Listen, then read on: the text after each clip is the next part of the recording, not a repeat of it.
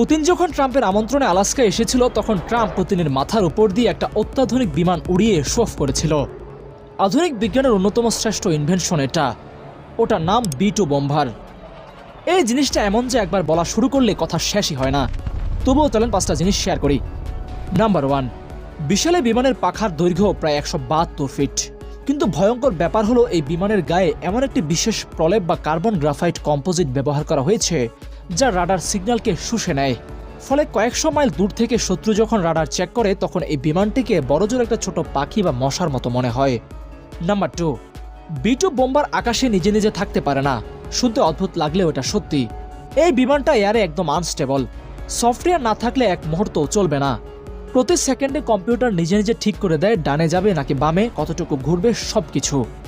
Number 3, এই একটা বিমানের দাম প্রায় $2 বিলিয়ন। মানে এই একটা বিমান কিন্তু দামে অনেক দেশের পুরো বাজেটের থেকেও বেশি। ভাবেন একবার, একটা জিনিস আর দামে একটা দেশের সমান। নাম্বার 4, অনেকে ভাবে এটা খুব আধুনিক কম্পিউটার দিয়ে বানানো। এই B2 ডিজাইন করা হয়েছিল 80-এর দশকের কম্পিউটার দিয়ে।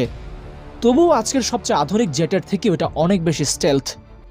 নাম্বার 5, এই বিমানটা চাইলে পুরো পৃথিবী ঘুরে আসতে পারে। 40 ঘন্টার বেশি একটানা উঠতে পারে। মাঝ আকাশে জ্বালানি নেওয়ার ব্যবস্থা আছে। এমনকি পাইলট ঘুমালেও সমস্যা নেই, সবকিছু সফটওয়্যার নিজে নিজে করে নেয়। পুতিন যখন ট্রাম্পের আমন্ত্রণে আলাস্কায় এসেছিল তখন ট্রাম্প পুতিনের মাথার উপর দিয়ে একটা অত্যাধুনিক বিমান উড়িয়ে শো অফ করেছিল। আধুনিক বিজ্ঞানের অন্যতম শ্রেষ্ঠ ইনভেনশন এটা, ওটার নাম B2 বোম্বার। এই জিনিসটা এমন যে একবার বলা শুরু করলে কথা শেষই হয় না। তবুও চলেন 5টা জিনিস শেয়ার করি। নাম্বার 1, বিশাল বিমানের পাখার দৈর্ঘ্য প্রায় 172 ফিট। কিন্তু ভয়ঙ্কর ব্যাপার হলো এই বিমানের গায়ে এমন একটি বিশেষ প্রলেপ বা কার্বন গ্রাফাইট কম্পোজিট ব্যবহার করা হয়েছে যা রাডার সিগন্যালকে শুষে নেয়।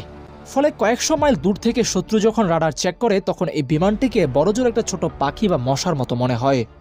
নাম্বার 2, B2 বোম্বার আকাশে নিজে নিজে থাকতে পারে না। শুনতে অদ্ভুত লাগলেও এটা সত্যি। এই বিমানটা এয়ারে একদম আনস্টেবল। সফটওয়্যার না থাকলে এক মুহূর্তও চলবে না।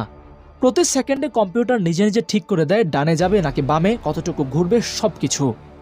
নাম্বার 3, এই একটা বিমানের দাম প্রায় $2 বিলিয়ন। মানে এই একটা বিমান কিন্তু দামে অনেক দেশের পুরো বাজেটের থেকেও বেশি। ভাবেন একবার, একটা জিনিস আর দামে একটা দেশের সমান।